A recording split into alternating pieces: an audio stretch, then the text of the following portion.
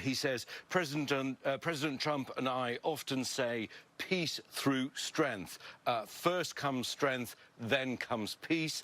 And tonight, President Trump and the United States acted with a lot of strength. Now, he says more, and we're working to get that clip cleared so we can air it.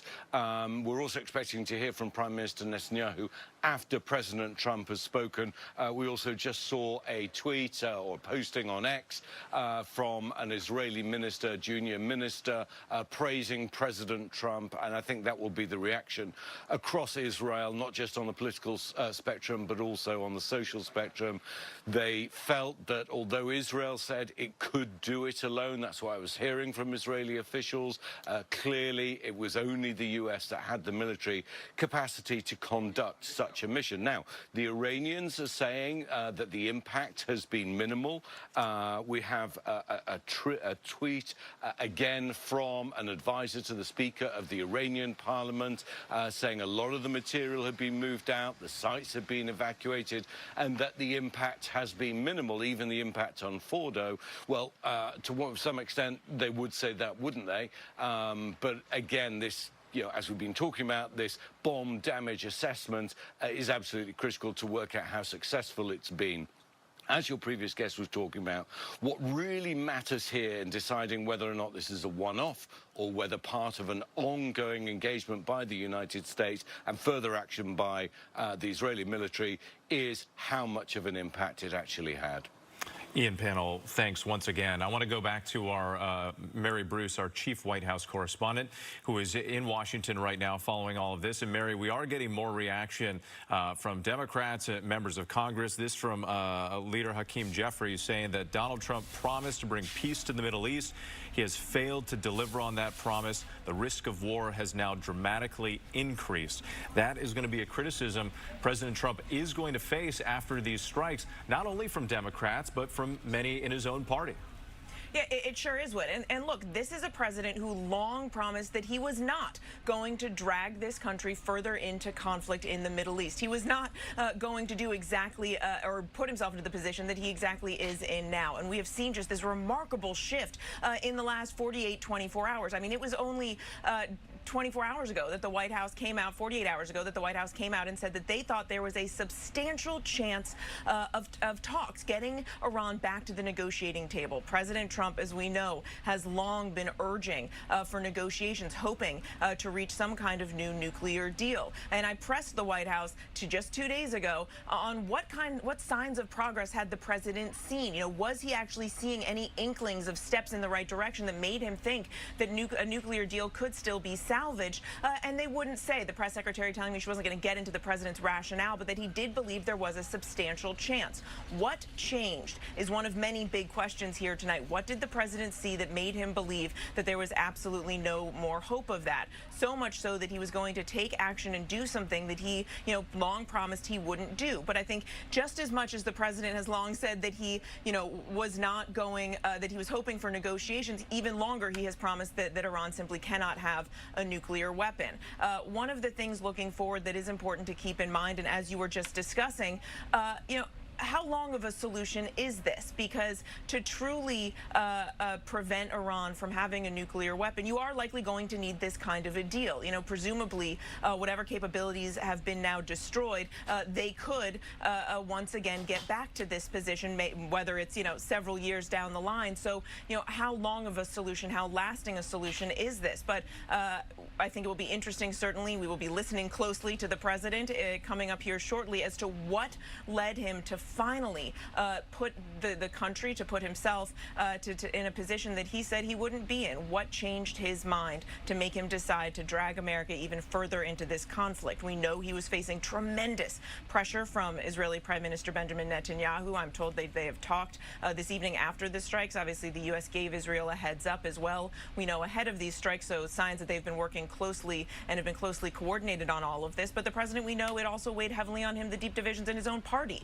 over over this. He's really, we have seen this playing out very publicly over the last few days, those in his party that wanted him to hold out for talks versus those who are urging him to get more directly involved in this conflict. So we will wait and see what we hear from the president here in just a few moments. And Mary, I'd like to follow up on that because we know this meeting happened tonight between the president and his national security advisors. His director, his DNI director, Tulsi Gabbard, expressed a difference of opinion from the president on how far along Iran was or their intentions on developing a bomb. The president said recently that, well, she was wrong. So that just like highlighting some of the divide, or at least the difference of opinions there. Do we know who is in the room? Was Gabbard in the room there as part of this discussion tonight? Yeah, it's a very good question. Look, the president has been meeting daily at this point for the last week with his national security team here at the White House, many times in the Situation Room. But it does just crystallize this deep divide within the party, and not just within the party writ large, but even, you know, signs that there was this divide within his administration itself. And so it really remains to be seen what it was that finally sort of pushed the president in this direction, a direction that we know he long resisted. At the White House for us. Thank you so much. We'll check back with you in just a bit. I want to go back to Steve Ganyard. Steve, we were just obviously talking about more about the strike, the B-2s, as we were getting confirmation of the different aircraft involved. And then we had the nuclear expert on talking about some of these other parts and pieces and suggesting that perhaps maybe this did not inflict as much of a setback on Iran as maybe the White House is hoping. And I just want to get your response to that, you know, and some of the challenges that could still exist with some of these other parts and some of this other material that might be hidden in other places. Yeah, Whit, I think nobody knows.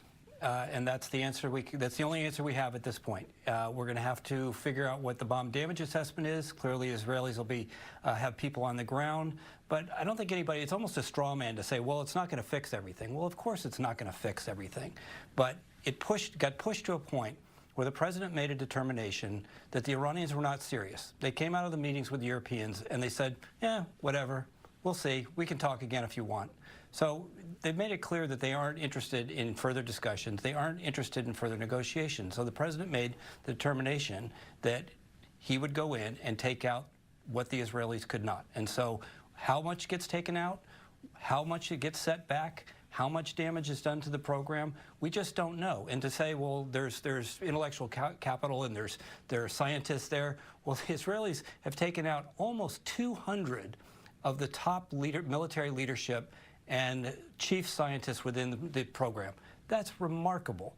So let's wait and see. And let's not build straw men and just say, well, you never know, because we don't know.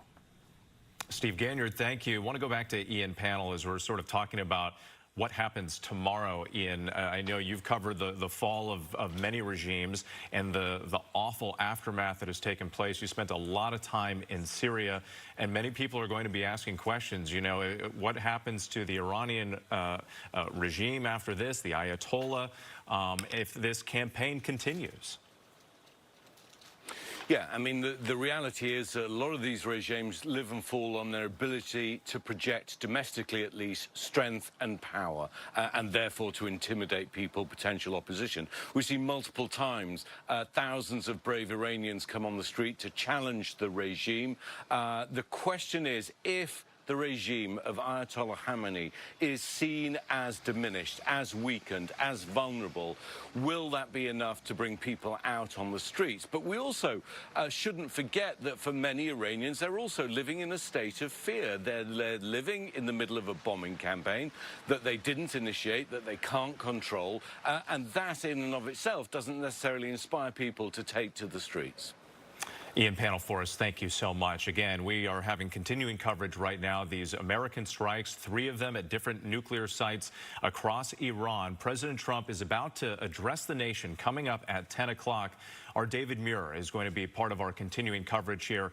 Once again, the president calling it a tremendous success, these attacks that have taken place across Iran, multiple sites, nuclear sites, U.S. aircraft, including stealth B-2 bombers that were all part of this. The skies so far tonight have been quiet over Tel Aviv and Israel, as many are expecting a retaliatory response. Again, our coverage with the words from the president coming up right here on ABC News after this. All across across America. Good morning. Hello. Wherever we are, it feels like home. Oh, yeah. Thank you. Man, it's good to be home. GMA, it's an invitation to come together. George, how are you? Good morning. And brighten your morning.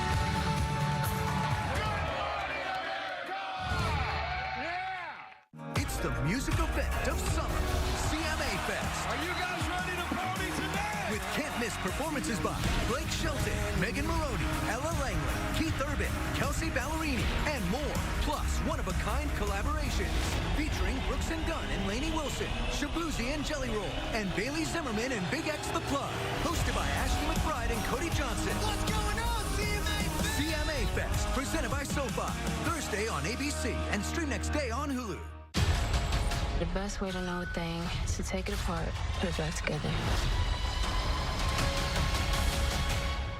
Might be a hero in there after all. Ironheart, streaming June 24th, only on Disney+. It's time to party! Monday, July 7th. And now we're in the jungle. Ready to find some love. Let's dance, Paradise. Paradise is back. Good things are coming. New beach. New challenges. And here come the Goldens. Oh, look, I got my inner knees done. They're reformed. Bachelor in Paradise premieres July 7th on ABC and stream on Hulu. Millionaire is back. Can we keep the money ourselves? And this season, it's personal. Do we love Matt Damon or what? I'm coming on Jeopardy with someone you hate. An all-new season of Who Wants to Be a Millionaire starts July 23rd on ABC and stream on Hulu. The entire NBA season comes down to one single game. There's nothing like Game 7 in the NBA Finals. Dreamed of being in this situation my whole life. One game for everything you ever dreamed of. Win it, you get everything. If you lose it, you get nothing. Game 7 only fitting with the way these two teams have gone at it. The NBA Finals, Pacers Thunder, Game 7 on ABC. We're back, baby. Yeah. Grandma, he smells really good. Name something your mate's booty has in common with the basketball. It bounces.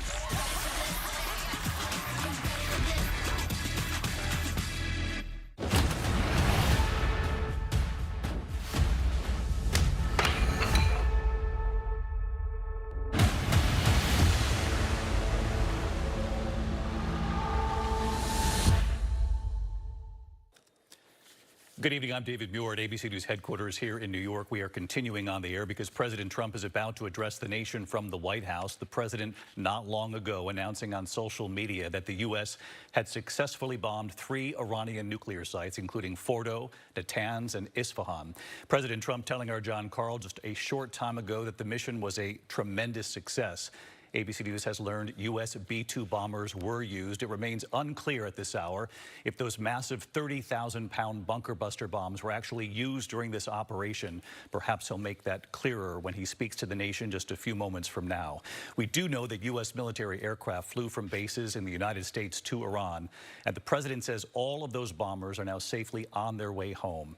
We're also learning tonight that President Trump spoke to Israeli Prime Minister Benjamin Netanyahu before the strikes, and the U.S. did give a heads up to Israel before the attacks. We also know President Trump meeting earlier today with his national security team at the White House immediately before announcing the U.S. strikes. He has long promised not to allow Iran to develop a nuclear weapon. All of this, of course, comes after more than a week of strikes on Iran by Israeli forces. Iran firing back, striking Tel Aviv and other locations inside Israel. And Iran had pledged to retaliate if the U.S. joined the attacks. The U.S. has been surging forces to the region with an additional aircraft carrier strike group arriving in the region this weekend. Of course, the breaking news tonight, the U.S. striking Iran, several nuclear sites inside Iran. The president calling it a tremendous success on the phone with our John Carl a short time ago. And as we look at the microphone there, we wait for the president to address the nation. Our chief White House correspondent, Mary Bruce, outside the White House tonight. And Mary, the president said he would give Iran 2 weeks. It turned out to be 2 days. Yeah, David, quite a remarkable turn of events here in just 48 hours. The White House had told us just on Thursday that the president thought that he would have 2 weeks to make this decision. Here comes the president. Again, meeting with his national security team earlier today at the White House. Let's listen to the president. Thank you very much.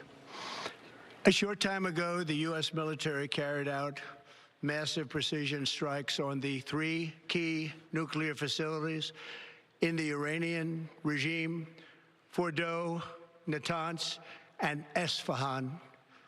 Everybody heard those names for years as they built this horribly destructive enterprise. Our objective was the destruction of Iran's nuclear enrichment capacity and a stop to the nuclear threat posed by the world's #1 state sponsor of terror. Tonight, I can report to the world that the strikes were a spectacular military success. Iran's key nuclear enrichment facilities have been completely and totally obliterated. Iran, the bully of the Middle East, must now make peace. If they do not, future attacks will be far greater and a lot easier. For 40 years, Iran has been saying death to America, death to Israel. They have been killing our people, blowing off their arms, blowing off their legs with roadside bombs. That was their specialty. We lost over 1,000 people, and hundreds of thousands throughout the Middle East and around the world have died as a direct result of their hate. In particular, so many were killed by their general, Qasem Soleimani. I decided a long time ago that I would not let this happen. It will not continue. I want to thank and congratulate Prime Minister Bibi Netanyahu. We worked as a team like perhaps no team has ever worked before. And we've gone a long way to erasing this horrible threat to Israel. I want to thank the Israeli military for the wonderful job they've done. And most importantly, I want to congratulate the great American patriots who flew those magnificent machines tonight, and all of the United States military on an operation the likes of which the world has not seen in many, many decades. Hopefully, we will no longer need their services in this capacity. I hope that's so. I also want to congratulate the chairman of the Joint Chiefs of Staff, General Dan Raisin-Kane, spectacular general, and all of the brilliant military minds involved in this attack. With all of that being said, this cannot continue. There will be either peace or there will be tragedy for Iran far greater than we have witnessed over the last 8 days. Remember, there are many targets left. Tonight's was the most difficult of them all, by far, and perhaps the most lethal. But if peace does not come quickly, we will go after those other targets with precision, speed, and skill. Most of them can be taken out in a matter of minutes. There's no military in the world that could have done what we did tonight, not even close. There has never been a military that could do what took place just a little while ago.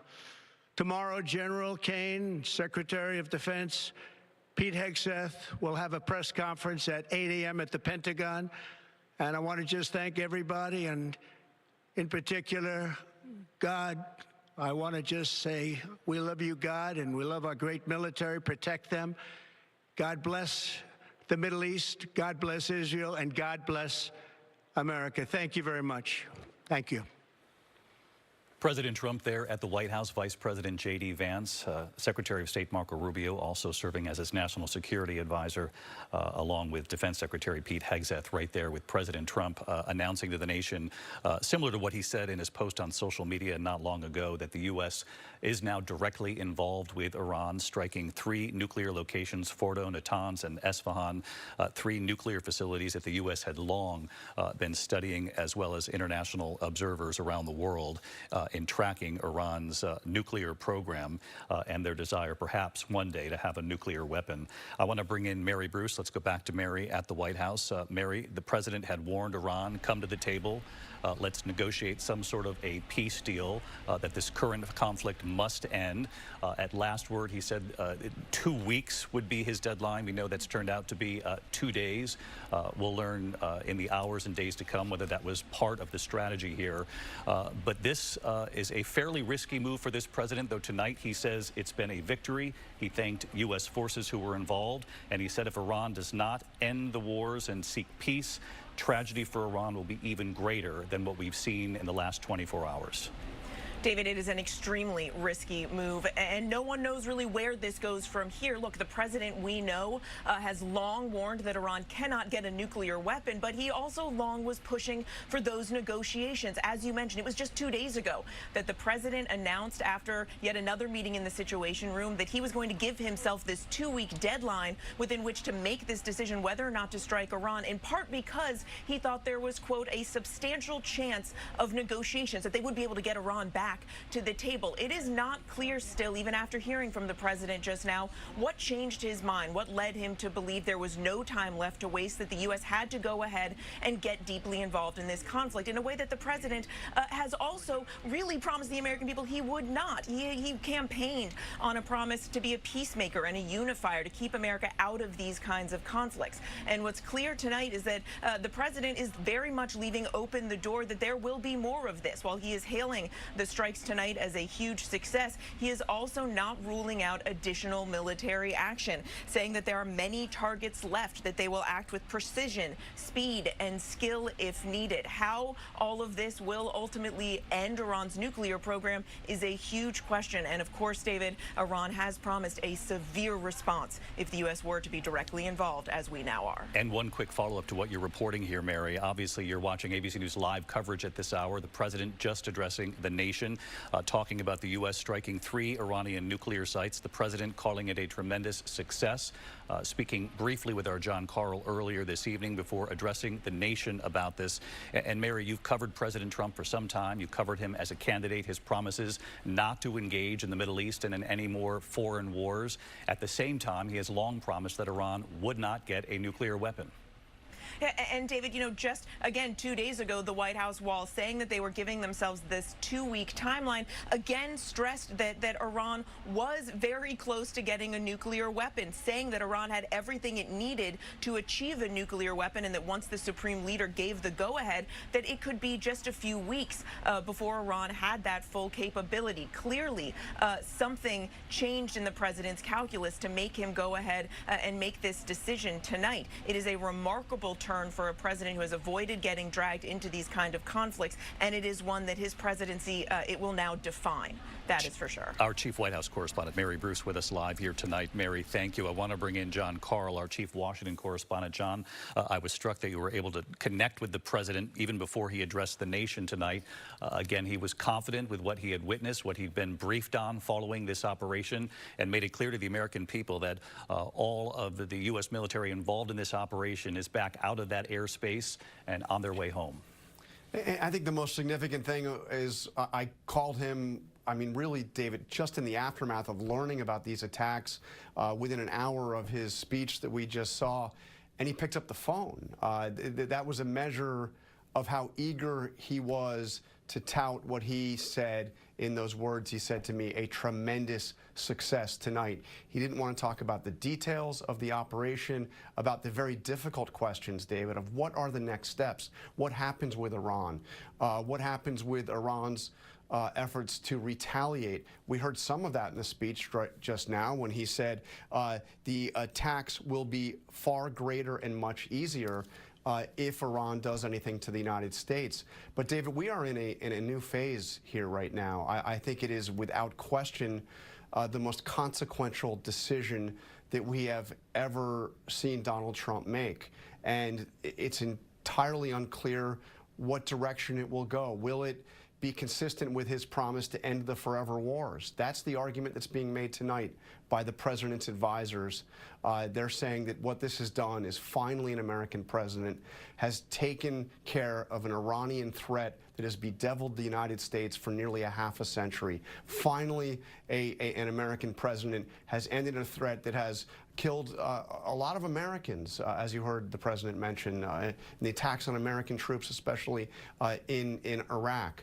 But the question is, did it end the threat, or did it create another new and more dangerous chapter in the U.S.-Iran conflict. Yeah, no question, it is a new chapter, John Carl. Bottom line here, the willingness to get on the phone with you signaled that the president was very pleased with the outcome of this operation tonight. Very pleased with the outcome and eager to tell people that he is very pleased with the outcome tonight. All right, John Carl, stick with us here for our live coverage. I want to bring in Martha Raddatz, our Chief Global Affairs Correspondent. And Martha, you had been on the air with us on World News Tonight all week long with your reporting. A couple of questions for you. We know B-2 bombers were used. Do we have any clarity yet on whether or not those bunker buster bombs, those 30,000-pound bombs, which had been tested before but never actually used in war, whether or not they were used in this operation? But I can assume that they used those bombs because that's what it would take. And if the president is correct and they destroyed that facility, Fordo, with half a dozen bombs, half a dozen of those massive ordnance penetrators, then that is likely what they used. The Moab that has been used in Afghanistan and caves and such wouldn't have done the job, according to officials that I have spoken to. As you know, David, and we've talked about all week, those ordnance are basically down here by lecking out, conking out. There was a concern about whether work. I'd say tonight there's also about how. All right, Martha, we're going to come back to you. Obviously, we're in live coverage mode and the audio a little tricky there. I want to bring in retired Colonel Steve Ganyard, also tracking the military aspect of this. And Steve, you heard Martha there report that likely they did use these 30,000-pound bombs, though the president in front of the country tonight did not say otherwise whether or not they did, in fact, use them. Yeah, David, there's some unconfirmed reports that up to 6 of these so-called bunker buster bombs were used on the site at Fordo. Remember, that's the one that's so deeply buried, 200 to 300 feet underneath a mountain in central Iran. So we'll see what the president admits to or what the Pentagon's able to brief us on. Also, potentially, there was a use of Tomahawk cruise missiles to hit some of the sites in Natanz and Isfahan. So this is all very straightforward, all focused on the nuclear enterprise. Really important to note that the buildup within the region is unprecedented. There haven't been 3 carriers once the Ford comes in next week. There have not been 3 carriers in the region since 2003. So over 20 years, we haven't had this amount of U.S. military firepower in the region. So clearly what the president said tonight is this is not a one-off. If the Iranians don't come to the table, we are prepared to continue this and continue to hit targets. And in fact, the president, Steve, saying if peace doesn't come quickly, we will go after other targets with speed and with skill. You bring up Fordo, and that was the nuclear location where we believe those bunker buster bombs would be used. Steve, just help explain to our audience how difficult that would be, how deep beneath the mountain there the nuclear facilities were actually located, and why Israel had for some time now been hoping that President Trump and the U.S. military would be part of this operation. Tonight they now are. Yeah, David, these bunker buster bombs were originally developed for the North Korean threat. You remember we've talked about what goes on with the Kim regime and how they've buried their nuclear facilities well. So there are only 2 places in the world where this weapon is appropriate, North Korea and Iran. Because it's so deeply buried, you need a very heavy weapon. So it's a 30,000-pound weapon. Only 5,000 pounds of that is explosive. It's a hardened case that's designed to penetrate. It has a fuse that can actually count floors as it goes through down to these buried targets. So the only country in the world, or the only country in the world, at least in the free world, that has bombers is the United States. The Israelis only have fighters, and they don't have anything that can carry a weapon of this size and weight. So it really was up to the U.S. with this very specific weapon that's only carried on the B-2 bomber to take down these hardened, deep targets within Fordo. And obviously, the reason why we think they were used tonight was because we have had it confirmed that the B-2 bombers obviously made that trip over the skies of Iran. And Steve, Martha had reported earlier in the week that these bunker busters have been tested but never used in war. So this would be a first tonight. It would. They've been extensively tested, but no weapon's ever perfect. So we'll see if all of the weapons that are dropped actually went off. David, it's really a well-played deception plan by the White House and by the Pentagon. They've been putting out that, oh, we see B-2 bombers taking off from Missouri, and they're heading towards Guam.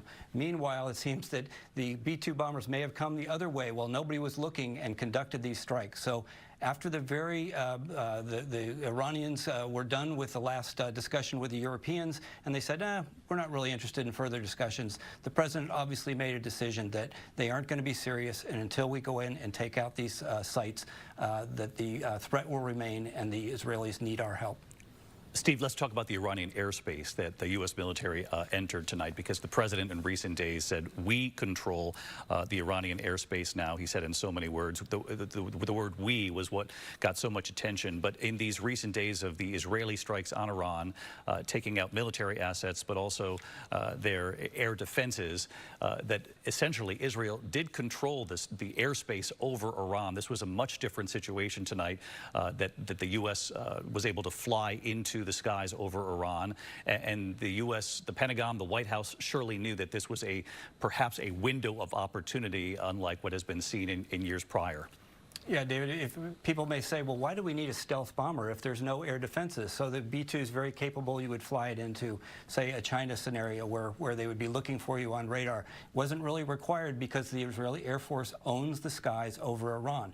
This part is not that surprising. You remember back in October of last year, David, when the Israelis struck Iran, we knew that they took out almost all of their air defenses. So we know that for months, Iran has been essentially blind and defenseless to any attacks from the air.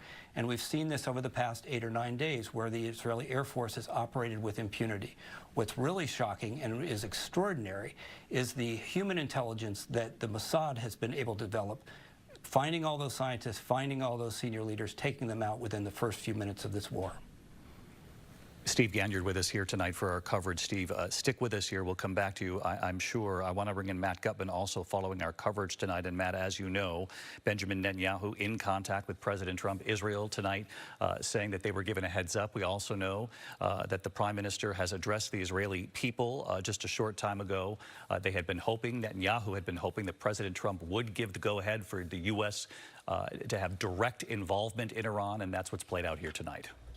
That's exactly what played out here, and this is something that Prime Minister Netanyahu has been hoping for, not just in the past 10 days since this campaign began, but for many, many years. He has been hoping, praying for a U.S. president to come to its aid, because Israel could do a lot of the work. They have one of the most capable fleets of air forces in the Middle East, possibly the world. But as Steve mentioned, they do not have bombers. They have fighter bombers. They can carry 2,000-pound bombs, but nothing greater than that. So they needed whatever bunker buster capability the United States has. They also needed refueling planes, right? They have a couple, but not the amount that can have essentially to transfer their entire air force from the theater around Israel directly over Iran, which is 2,000 kilometers away, about 1,500 miles or so, a little bit less. A source telling me also that the U.S. and Israel had war gamed this. They had practiced this in the past year. That happened initially during the Biden administration. So this is not something that just came out of the blue, a plan that was recently devised. They have actively been working on this in a novel way over the past year. That source also telling me that they are confident that the damage done in Fordo specifically, but also the other sites, is, quote, irreversible. Now they anticipate that there will be some sort of Iranian reaction. There has to be some sort of retaliation, but it is the estimation among many in the Israeli defense and military establishment right now that is going to be measured and calculated, because the Iranian regime, David, wants to stay in power. Right now, they are fighting for their survival. One miscalculation with President Trump, with, as Steve noted, 3 aircraft carrier groups in the region, could be devastating for them. So the understanding is that they're going to do what they need to do, have some sort of response, and try to live to fight another day, David. Matt Gutman with us here. Matt, thank you. I want to bring in our chief foreign correspondent, Ian Pannell, with us here. Matt brings up the point of any potential retaliation from Iran. The sun now coming up there behind you, Ian. First of all, the state of play in the region at this hour after the U.S. got involved directly in the skies over Iran. What have you seen? What have you heard? And what should viewers here in the U.S. be prepared for potentially as far as the warnings of retaliation from the supreme leader and from Iran?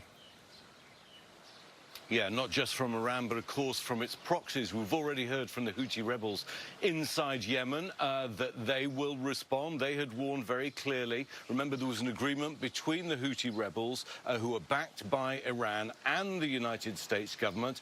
It was a unilateral deal that didn't include the Israelis to stop targeting U.S. ships in the region.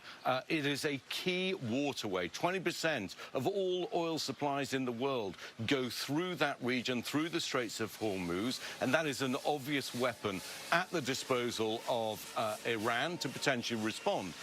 But there are a number of targets across the region. You have thousands of U.S. soldiers stationed in Iraq. You have pro-Iranian militias there, the Popular Mobilization Units. You have U.S. soldiers also stationed inside Syria. You have other U.S. bases like Bahrain in the Gulf. So there are potential military targets. There are potential civilian targets. We had been reporting with you that the U.S. military had been evacuating U.S. diplomats and their families, certainly from here in Israel. We know that even before any of this began, there was a downgrading of presence across U.S. Diplomatic missions around the region, that many people had left, and they are on high alert. The U.S. consulate is just down the road here, and I can tell you that security down there has been stepped up for fear that if the United States joined this war, which it now has done, with a warning from the president, not that this was just an isolated act, but that if Tehran does not capitulate, does not come to the table, then there could be further military action. Then those assets, the Iran and its proxies, could potentially attack the U.S. Now, undoubtedly, the regime is weakened. We were speaking to a senior IDF official who told us that they feel that they have neutralized 50% of all Iran's capacity to fire missiles. But the Israeli Home Front Command, just in the last few minutes, issuing a warning to all Israelis to stay close to their shelters. Do not go to work. Do not go to school. Prepare for the worst. And they had slowly begun to allow the economy to come back, communities to come back across Israel. And again, as you mentioned moments ago, Israel informing the people of that country that they're essentially in this sort of emergency moment, waiting to see what the reaction could be from Iran. But Ian, you bring up an excellent point there. In addition to the thousands of American troops, obviously, throughout the region, that everyone back here at home wants to remain very safe in these tense moments, waiting to see if there'll be any reaction from Iran or its proxies. You bring up Iran's air defenses. You bring up proxies, including Hezbollah, significantly weakened. You talk about 50%. We've seen what Israel has done in recent days. We saw what Israel did in response to the October 7th attacks to Hezbollah, of course, north of the border in Israel. Significantly weakened Iran's positioning. And the question is, you know, what do they have left, and what would they risk knowing those three carriers, those U.S. carriers, are in the region? And President Trump's warning tonight that if peace doesn't come quickly, we will act, and we will act quickly. Yeah, I think the calculation is different under President Trump than it was under President Biden. But even under President Biden, they deployed more military resources to the region to support Israel, first of all in its war with Hamas and then with Hezbollah. It's been actively involved. The U.S. THAAD air defense system has been actively deployed out at sea here, and also air defenses on land to try and intercept these ballistic missiles. Now, 10 to 15% have managed to get through. But I can tell you it's now been many, many hours since anything happened here, and I think people are waiting to see. But all of those proxies have been severely degraded. I mean, since October the 7th, 2023, the entire shape of the Middle East, in particular Israel's enemies, and by extension America's enemies, have been weakened. You've got Hamas, you've got a change of regime in Syria, you've got Hezbollah and the Houthi rebels in Yemen, and we haven't even talked about the Iranian-backed militias in Iraq. They will be a major concern for the U.S. administration and for the Israelis, because they do have the capacity, as we've seen before, to respond to U.S. bases in the region. When General Soleimani was assassinated by the U.S. military, we were in Iraq at the time, and we saw that rockets were fired directly from Iran towards those U.S. bases. So all of that is vulnerable, and the whole idea clear that the regime in Iran is just going to pack up its bags and say, fine, that's the end of things, I suspect is unlikely at this point. They will have to be seen to respond, but the threat from President Trump is serious. It will be heard loud and clear across the region. And the other question here tonight, the leadership of Iran and the future of the supreme leader. Yeah, I mean, undoubtedly they are weakened. Now, it's an authoritarian regime, and as we've seen elsewhere, it lives or dies on its ability to project strength domestically, and that has been weakened. It doesn't control its own skies. Again, a senior Israeli official talking to us just 24 hours ago. Ian Panel live from Tel Aviv. Ian, stay where you are. We're going to continue our ABC News live coverage. The U.S. directly involved now in Iran. Images from the Situation Room in a moment here of the president and the vice president from their meeting a short time ago. I'll be right back.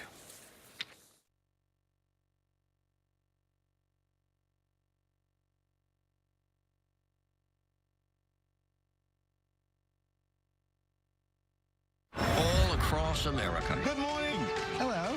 Wherever we are, it feels like home. Oh, yeah. Thank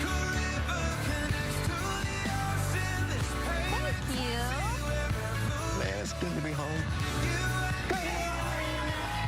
GMA, it's an invitation to come together. George, how are you? Good morning. And brighten your morning.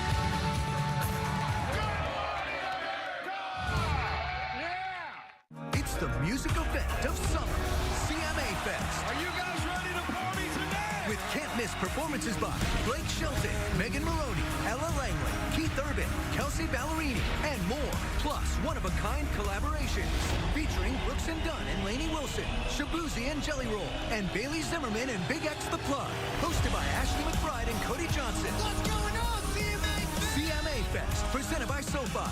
Thursday on ABC and stream next day on Hulu. The best way to know a thing is to take it apart, put it back together. Might be a hero in there after all. Ironheart, streaming June 24th, only on Disney+. It's time to party! Monday, July 7th. And now we're in the jungle. Ready to find some love. Let's dance, Paradise. Paradise is back. Good things are coming. New beach. Viva la Costa Rica! New challenges. And here come the Goldens. Oh, look, I got my inner knees done. They're reformed. Bachelor in Paradise premieres July 7th on ABC and stream on Hulu. Millionaire is back. Can we keep the money ourselves? And this season, it's personal. Do we love Matt Damon or what? I'm coming on Jeopardy with someone you hate. An all-new season of Who Wants to Be a Millionaire starts July 23rd on ABC and stream on Hulu. The entire NBA season comes down to one single game. There's nothing like Game 7 in the NBA Finals. Dreamed of being in this situation my whole life. One game for everything you ever dreamed of. Win it, you get everything. If you lose it, you get nothing. Game 7 only fitting with the way these two teams have gone at it. The NBA Finals, Pacers Thunder, Game 7 on ABC. We're back, baby. Yeah. Grandma, he smells really good. Name something your mate's booty has in common with the basketball. It bounces.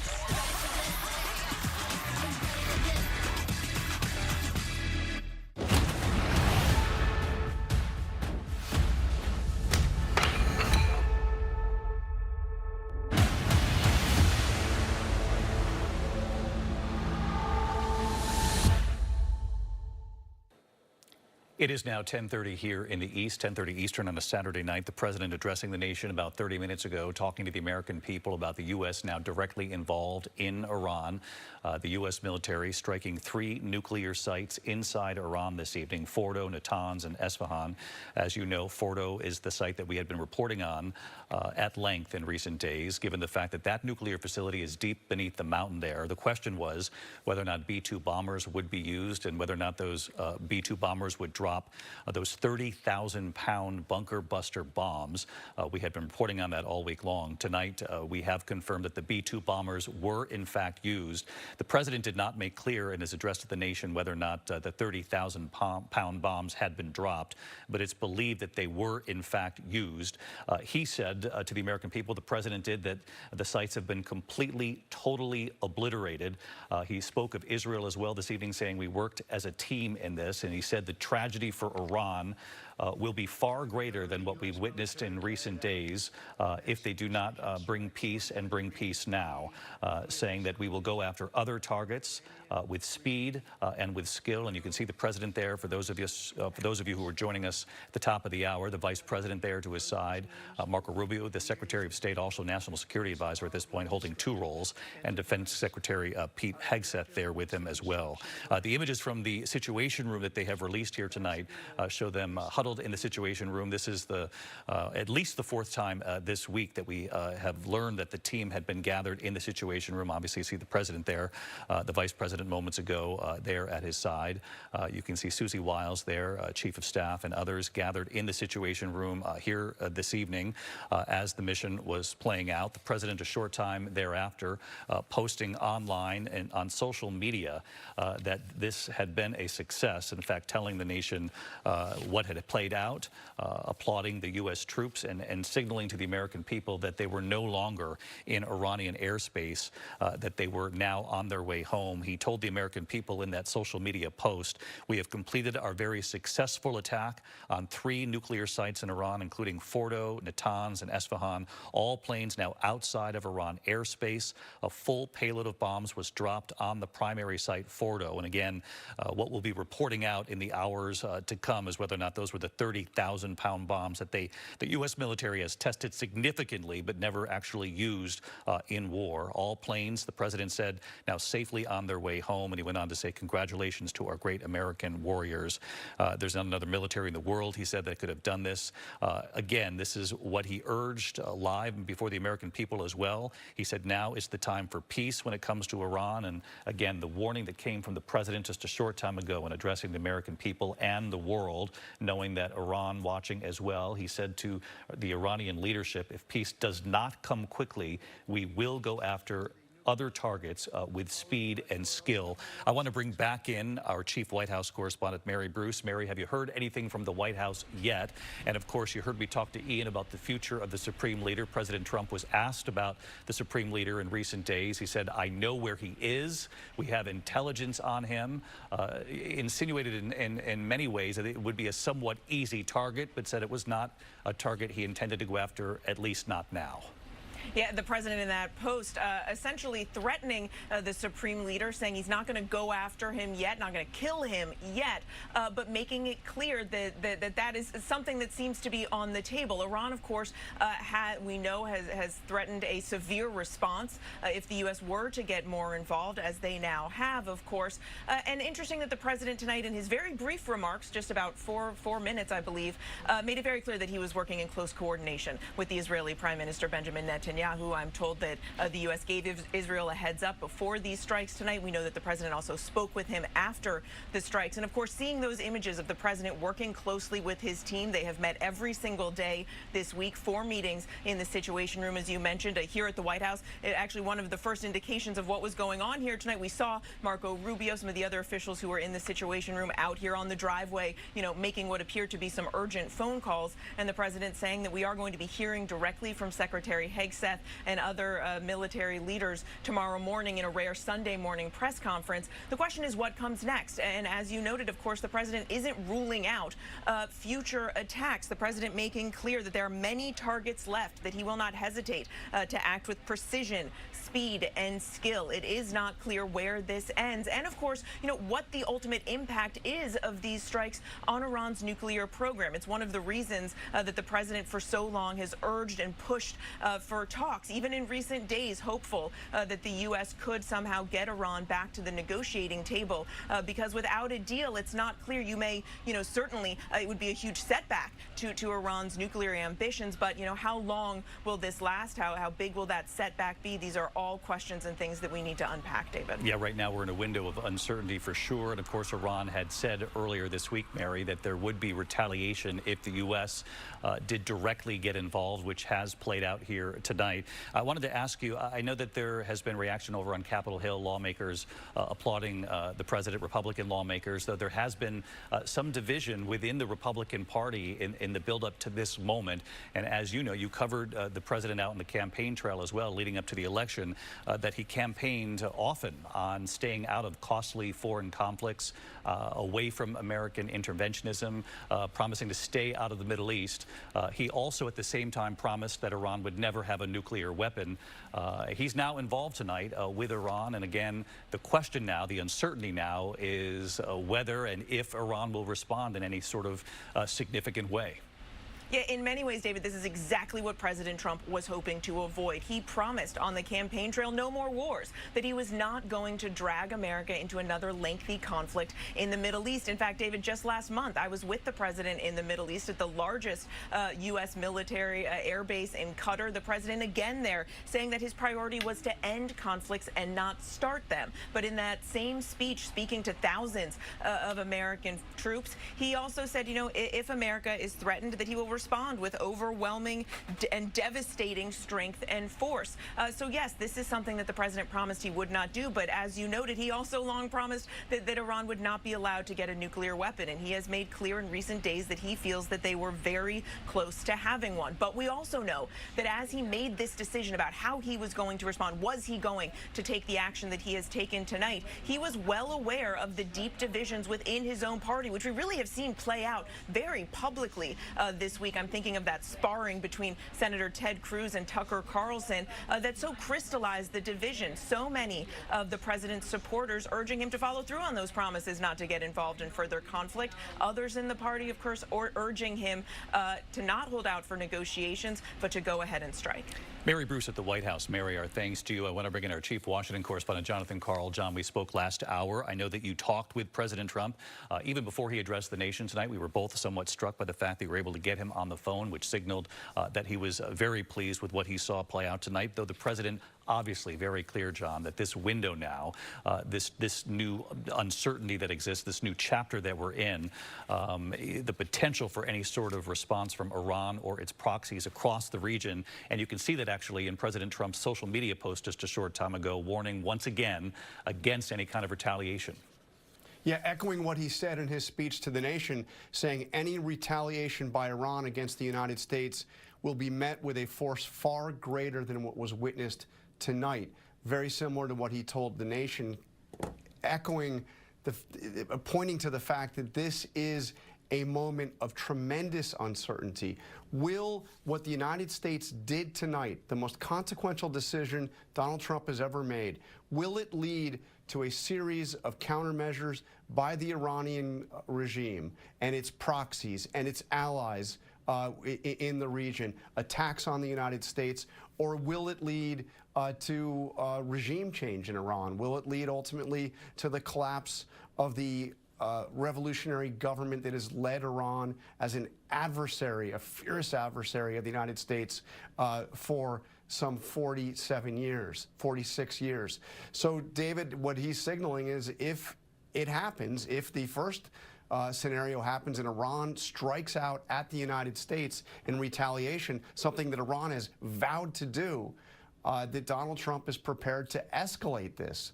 So where are we in terms of his promises of ending forever wars? Under one scenario, this is a beginning, not an end, to our conflict with Iran. It certainly has reshaped the Middle East and what it looks like, in the weeks and months from now.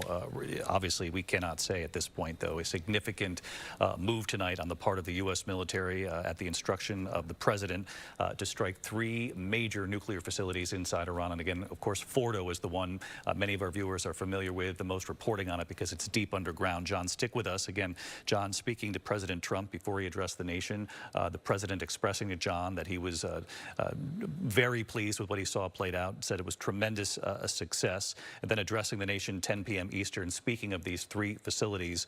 I do want to bring in Martha Raddatz back with us this half hour. And Martha, the question going into tonight and this operation, he said there was a 2-week timeline. It turned out to be 2 days. Of course, we'll report this out, whether or not that was part of the strategy here. The question was, B-2 bombers, would they be used? We know they were. We know they flew all the way or halfway around the world to get to the Iranian airspace. And we presume that they did use those 30,000-pound bombs. They would have to reach deep beneath that mountain there in Iran. That's exactly right, David. They would almost have to have used those massive ordnance penetrators that can go so deeply into that mountainside. That's what Israel was waiting for. That's what Israel wanted to go over Fordo, because it really, truly is the only bomb that could penetrate that deeply. I think one of the things that will have to be checked clearly is that the president clearly said this was a tremendous success. They destroyed it. Whether they can get people on the ground to see if it is completely destroyed, because an underground facility, you can't really tell, although they certainly have ways to find out as much as possible. But I think one thing tonight, David, that we really do have to say, it is clear the U.S. is now at war. It is exactly what we've been talking about all evening, that this is what the president wanted to avoid, but we are now there. And as we brace for possible retaliation, certainly Iran has suffered great loss, but they are perfectly capable of going after U.S. troops, and there are 40,000 of them in the region, David. It's a very important point, Martha. Martha, thank you. And again, Martha, underscoring the fact that we are, as a nation, the U.S. now at war with Iran tonight. The president warning again on social media moments ago what he said at the top of the hour in his address to the American people, warning against retaliation from Iran, saying there would be even greater force, greater speed from the U.S. if Iran or its proxies retaliate in any sort of way. I want to get right back to our chief foreign correspondent, Ian Pannell, who has been live on the ground in Tel Aviv for us many nights in a row now here. And Ian, for folks who are watching back here in the U.S., what particular threat do the American forces that Martha just spoke of, the tens of thousands who are spread throughout that region, what kind of threat do they face? You and I have been talking about how the air defenses in Iran have been significantly wiped out, perhaps 50% or more by the action taken by Israel in recent days. But that doesn't mean that there aren't ways for Iran and its proxies to retaliate. Yeah, and that has been, in many senses, the speciality of Iran. It has contracted out its offensive operations. It's known as the world's #1 sponsor of terrorism. That's a phrase that we've heard repeatedly. The Houthi rebels inside Yemen, Hezbollah in Lebanon, Hamas also in Gaza, but also other groups. It has been guilty of malign activities, and you have a heavy U.S. military presence throughout the region, in Iraq, in Syria, in Bahrain and elsewhere. You have heavy diplomatic presence. We've seen diplomats being evacuated from here along with their families, and diplomatic presence elsewhere in the region reduced. We were reporting on World News just 24 hours or so ago about people American citizens trying to leave Iran, some reportedly experiencing difficulties doing that.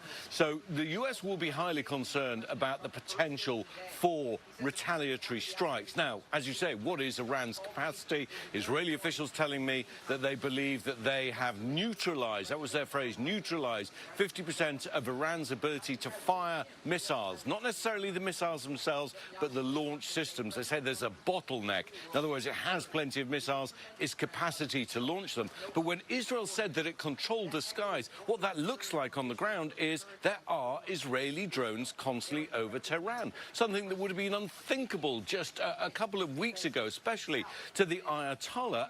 And Iran's capacity to gather intelligence, to respond, to act without interception has been severely diminished. Its key allies, Russia and China, are standing to one side. They have no appetite to get involved in this. I mean, conversely, Russia has benefited because the price of its own energy supplies has skyrocketed. But there are concerns specifically about the oil supplies that come out of Iran. 20% of the world's oil supplies go through the Straits of Hormuz. We saw previously that the Houthi rebels inside Yemen were capable of striking U.S. carriers as well as other international carriers. That is a group specifically that I think we should be watching. That will have an impact on oil prices, and the U.S. doesn't depend on oil from that region in the same way that the Europeans and the Chinese do, for sure, but it will have a potential knock-on effect. So there are a number of ways that Iran could retaliate, but the president was very clear, we shouldn't lose track of that if Iran didn't acquiesce, that if it didn't sign up to some kind of peace process, there would be further action. Ian, you and I both know that the president certainly has not talked about a regime change in any sort of way, and certainly didn't tonight in addressing the American people. Instead, obviously talking about the desire to, and he said they were completely, totally obliterated when he talked about Fordo, Natanz, and Esfahan, these 3 nuclear sites in Iran. But you can't help but to think about the future of the current leadership of Iran, and in particular the supreme leader, who the president has talked about in recent days. Obviously, too early to know, but it would seem the future for that supreme leader is somewhat in question. Exactly, and we've heard again repeatedly from the Israelis. I mean, certainly when there was that very heavy strike here, when that hospital was hit, we had the Israeli defense minister directly blaming and threatening the Iranian supreme leader, suggesting that he would be a valid target. Prime Minister Netanyahu and the Israeli president, who I spoke to, also said that he was a key part of the problem. But again, an Israeli military official talking to me on background was adamant that that wasn't part of the agenda. However, when you weaken an authoritarian regime like that, when you force someone like Ayatollah Ali Khamenei underground, he's not been seen in public apart from once or twice, that raises questions in people's minds. The regime lives and dies on its ability to project strength and actual physical coercive force on the ground, and that has been diminished. It has been suggested to us that the Israelis, as well as going after military targets, could go after state security targets. If those forces are no longer powerful, then it may well lead to further action. Certainly, Iranian, Persian friends that I know believe that people will respond on the ground. It's early days, we're not seeing it yet, but the capacity for self-generated change has now just gone up dramatically. Okay, so Ian Panel, you bring up the very important point of the potential ways in which Iran could react across the region there. Ian Panel, tremendous reporting all week long, and we appreciate your coverage with us here on a Saturday night. Stick with us. I want to bring in Pierre Thomas, our Chief Justice Correspondent, back stateside, covering the domestic threat. Of course, people watching us here on a Saturday night, Pierre, want to know what is Iran's capability, not only to react overseas throughout the region with thousands of U.S. military stations across the region, but also here in the U.S. we know that there are lone wolves, there are actors that certainly Iran would hope would want to react in some sort of way to the U.S. action we've witnessed tonight. What are U.S. authorities here in the homeland prepared for potentially, and what have they said? Well, David, one of the things they're most concerned about in the immediate future would be the potential for cyber attacks. Iran and its proxies have shown some capabilities to project from thousands of miles away. That's an immediate threat. DHS actually put out a notice just a couple of weeks ago after Israel started to attack Iran, warning the U.S. infrastructure, that's the electrical grid, energy sector, financial sector, to double check their computer systems to make sure that they have the proper defense mechanisms. So that's a concern. There's obviously always been concern about the ability of Iran, to project inside the United States. Do they have operatives here? The U.S. government has made a number of cases involving Iranian operatives in the United States attempting to impact dissidents here, that sort of thing. Also, there would be concern about just a general reaction to the notion of the U.S. government, the U.S. military, taking a military strike to the homeland of Iran. So officials here will be looking at that kind of thing as well, David.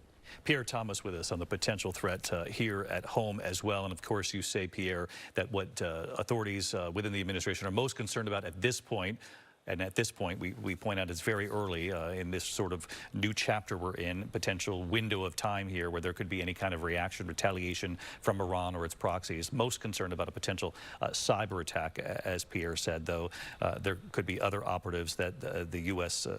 Is keeping its eye on as well. I want to bring in Rachel Scott, our senior political correspondent, and Rachel obviously covers the White House, Capitol Hill. She covered President Trump as a candidate. And Rachel, you heard Mary and I talking about this notion earlier that this is a president, obviously, who has campaigned, not just in this campaign when he was elected back to the White House, but in the campaign leading to his election in 2016 on campaigning against American interventionism, against American, any kind of a role for the U.S. and U.S. military in the Middle East, any kind of increased role in these costly, dangerous conflicts.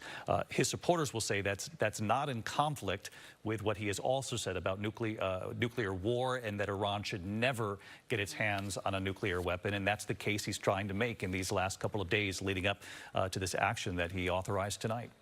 Yeah, his supporters definitely, David, will say both things can be true here, that the president can be adamant that Iran can never have a nuclear weapon, but also at the same time can still want to be a unifier, a peacemaker. You heard those calls for peace again today coming from the president as he addressed the nation again tonight. But there is no doubt this has created a divide within the Republican Party, even leading up to this. As we were reporting that the president was warming up to the idea of U.S. involvement, of possibly striking Iran, we heard from a number of Republicans who did not want the president to move forward with this, who expressed concern and frustration about the U.S. being involved, primarily because of that campaign promise that the president made, that he was going to be a unifier, that he was going to be a peacemaker, that he was going to withdraw the United States from these ongoing foreign conflicts. This, of course, directly goes against that. It's at odds with that. At the same time, David, I will tell you that speaking to my sources and Republican members on Capitol Hill, the president received numerous calls from Republican lawmakers, even from Senator Lindsey Graham, who was urging the president to get directly involved. He wanted to see the United States join Israel's effort in this. And obviously, the president also, I'm told, getting a lot of pressure directly from Israeli Prime Minister Benjamin Netanyahu as well. We've also been working the phones, David. We are learning tonight that Speaker Mike Johnson and also Senate Majority Leader John Thune were, in fact, notified that the U.S. was going to be carrying out these strikes. We're also told that Minority Leader Hakeem Jeffries was also notified as well, but given very little details. We are also told, David, from multiple sources that the Gang of Eight, this is the top leaders on Capitol Hill in both the Senate and the House, that they were not given a full briefing as the United States made this decision, the Trump administration making this decision to move forward with these strikes, David. Rachel Scott covering this as well with us here tonight. Rachel, always great to have you with you and your context as well. I do want to mention the statement that's been released by the Prime Minister Benjamin Netanyahu of Israel, obviously. Video statement. He congratulated President Trump for his, quote, bold decision to target Iran's nuclear facilities. The United States, Netanyahu said, has done what no other country on earth could do. History will record that President Trump acted to deny the world's most dangerous regime the world's most dangerous weapons. And as you heard Rachel say, you heard other correspondents here along the way point out that this was exactly what Benjamin Netanyahu had been hoping for, that the U.S. Would become directly involved with Iran, which is what's played out tonight. President Trump addressing the nation about 53 minutes ago now to let the nation know that the U.S. military has struck 3 nuclear sites deep inside Iran, Fordo, Natanz, and Esfahan. Obviously, Fordo is the site that in particular, deep beneath the ground, beneath that mountain, B-2 bombers were used. We believe those 30,000-pound bombs were also used to target these sites. The president saying they are completely, totally obliterated, though we'll have to see in the hours and days to come what kind of assessment from international observers can be made about the damage done tonight, though clearly there was significant damage done, and the White House believes beyond repair in many cases. I want to bring in retired Colonel Steve Ganyard again with us. Steve, you and I have been talking about U.S. military capability, and regardless of where people stand on this politically, this was a significant use of force tonight and something that has long been studied by not only this administration, but administrations before it. President Trump, the president who has decided to move forward with this in a key moment when air defenses were significantly weakened in the skies over Iran, Israel essentially controlling those skies as U.S. B-2 bombers flew in tonight. Yeah, David, John Carl is reporting that Tomahawk missiles were also used in the strikes tonight. Now, Tomahawk missiles, as you remember, are cruise missiles, and they hug the earth, so they fly very low, and they aren't intended to do this deep penetration that we needed the B-2s for. So the point here is that it really was just the B-2 crews that were in danger tonight. We didn't put any other U.S. forces over Iran, so there was very little risk other than to those B-2 crews. Given how sophisticated the B-2 is, there's very little likelihood that the Iranians would be able to do anything about it. So the question will be, how far will the president be willing to go, depending on the Iranian reaction, in terms of deploying military force that may involve putting U.S. forces at greater risk than we saw tonight.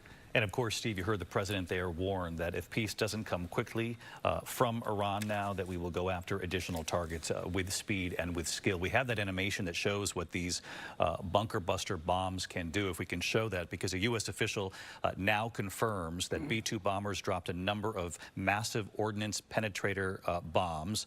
As you know, that's the long term for these bunker buster bombs, 30,000-pound bombs. Now confirming to ABC News that they were used in this mission tonight over Iran. The official also confirming that a number of Tomahawk cruise missiles were fired at targets inside Iran from a U.S. Navy submarine. You heard President Trump addressing the nation 10 p.m. Eastern here tonight. Brief words and then getting on social media again shortly thereafter to warn Iran and its proxies against any sort of retaliation. But at first word tonight, which came shortly before 8 o'clock p.m. Eastern time, the president saying we have completed our very successful attack on 3 nuclear sites in Iran, including Fordo, Natanz, and Esfahan. All planes are now outside Iranian airspace. A full payload of bombs, he said, was dropped on that primary site of Fordo. That is the key site that is deep beneath sort of a range of mountains there.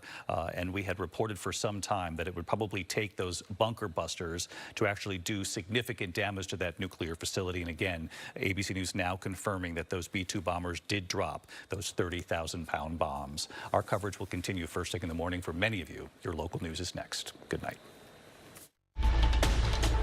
This has been a special report from ABC News. All across America. Good morning. Hello. Wherever we are, welcome. It feels like home. Oh, yeah. Thank you. Man, it's good to be home. GMA, it's an invitation to come together. Hey, George, how are you? Good morning.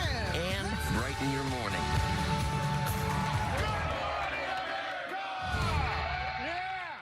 It's the music event of summer, CMA Fest. Are you guys ready to party today? With can't-miss performances by Blake Shelton, Megan Maroney, Ella Langley, Keith Urban, Kelsey Ballerini, and more. Plus, one-of-a-kind collaborations featuring Brooks and Dunn and Lainey Wilson, Shabuzi and Jelly Roll, and Bailey Zimmerman and Big X The Plug. Hosted by Ashley McBride and Cody Johnson. What's going on, CMA Fest? CMA Fest, presented by SoFi. Thursday on ABC and stream next day on Hulu. The best way to know a thing is to take it apart, put it back together.